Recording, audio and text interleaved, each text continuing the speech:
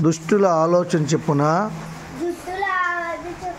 నడువక పాపుల మార్గంలో నిలవక అపహాసకులు కూర్చుండు చోటను కూర్చుండక దివారాత్రము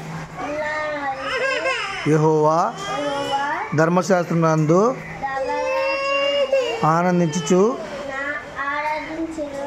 ఆనందించుచు దానిని ధ్యానించువాడు ధన్యుడు.